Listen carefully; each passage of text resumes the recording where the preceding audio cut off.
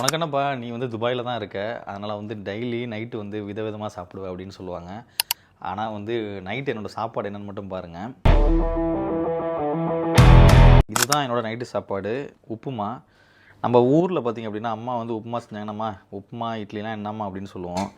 ஆனால் வந்து இங்கே வந்துட்டால் டெய்லி அட்லீஸ்ட் நம்மளால் வந்து சமைக்க முடியாட்டியும் முடிஞ்ச அளவுக்கு சமைக்கிறதுக்கு பார்த்திங்க அப்படின்னா நிறைய பேர் இப்போ ட்ரை பண்ணலாம். ஸோ அது மாதிரி தான் நானும் ட்ரை பண்ணுவேன். இந்த நைட்டு சாப்பாடு கூட பார்த்திங்க அப்படின்னா கிடைக்காம எவ்வளோ பேர் இருக்காங்க.